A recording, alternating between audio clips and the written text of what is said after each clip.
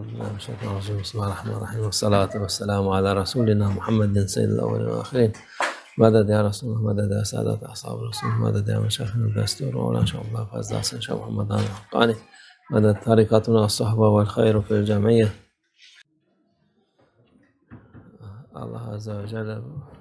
اللہ عز و جل ہمیشہ احترام کر رہا ہے رسول اللہ صلی اللہ علیہ وسلم کا قرآن عظیم الشان میں یہ کہہ کر کہ آپ کے سب سے عمدہ اخلاق ہیں۔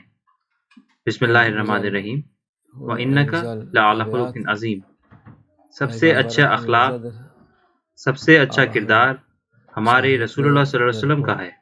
اللہ اس کا شاہد ہے، کچھ بھی نہیں ہے اور کوئی بھی نہیں ہے زیادہ بڑا یا زیادہ فائدہ مند یا زیادہ رحمت والا لوگوں کے لیے۔ اللہ عز و جل کی نظروں میں سب سے اونچا مرتبہ، سب سے اونچا درجہ رسول اللہ صلی اللہ علیہ وسلم کا ہے۔ ان کے راستے پر چلنا ایک بڑا شرف، ایک بڑی فضیلت ہے۔ ہر چیز جو انہوں نے کی وہ سنت ہے،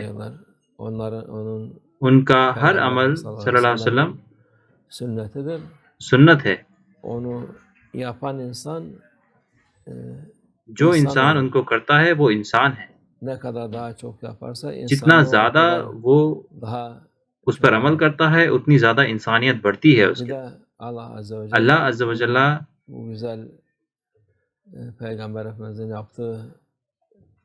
اس کو 100 شہیدوں کا ثواب بھی عطا فرماتا ہے۔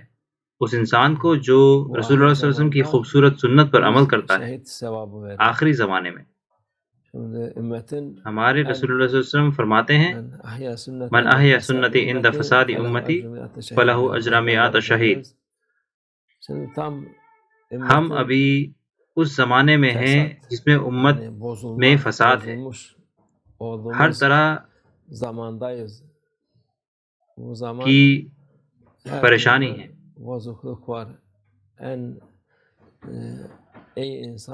اچھے سے اچھا انسان بھی بالکل خطا کرتا ہے، اور سب سے بڑی خطا ہے اللہ کو بھولنا۔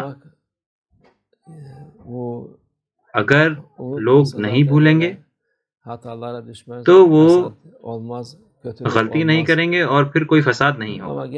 لیکن ہمارے رسول اللہ صلی اللہ علیہ وسلم فرماتے ہیں کہ ہمارا وقت مشکل وقت ہے، یہ آسان نہیں ہے، اور مشکلات کی وجہ سے ہمیں زیادہ اجر ملتا ہے۔ ہر سنت کے لیے 100 شہید کا ثواب ملتا ہے۔ ہمارے رسول اللہ صلی اللہ علیہ وسلم سے پوچھا گیا کہ کون سے شہید؟ تو انہوں نے کہا کہ صحابہ میں سے شہید، ان کا مقام بہت اونچا ہے۔ ہمارے رسول اللہ صلی اللہ علیہ وسلم کا راستے پر چلنے کے لیے اللہ اتنے زیادہ ثواب اور اجر عطا فرماتا ہے۔ یہ ایک آسان معاملہ نہیں ہے، اس لیے ہمیں جتنی ہو سکے رسول اللہ صلی اللہ علیہ وسلم کی سنت پر عمل کرنا چاہیے، جتنا بھی ہم کر سکیں۔ بہت ساری سنت ہیں، ان میں سے کچھ مشکل ہیں، لیکن کچھ اتنی آسان ہیں کہ آپ حیران ہی رہ جائیں۔ جیسے کہ چیزیں جو کہ ہم اپنے روز کی زندگی میں کرتے ہیں، جب آپ ان کو کرتے ہیں اس نیت سے کہ وہ رسول اللہ صلی اللہ علیہ وسلم کی سنت ہے، تو آپ اجر اور ثواب پاتے ہیں، اور وہ مشکل نہیں ہے۔ جیسے کہ ہم نے کہا کہ اللہ کا شکر ہے، ہم ایسے زمانے میں جی رہے ہیں، ہمیں شکایت نہیں کرنی چاہیے۔ یہ مشکل ہے، لیکن اللہ عز و جل مدد کر رہا ہے۔ ہمارے ساتھ بھی ایسا ہی ہے۔ ہم نے اس مقام کے لیے نہیں کہا تھا، ابھی 7 سال ہو گئے ہیں جب سے مولانا شیخ ناظم پردہ فرما گئے ہیں۔ اللہ مدد کر رہا ہے، کوئی شکایت نہیں ہے۔ بھائی اور مہمان جو بھی آتا ہے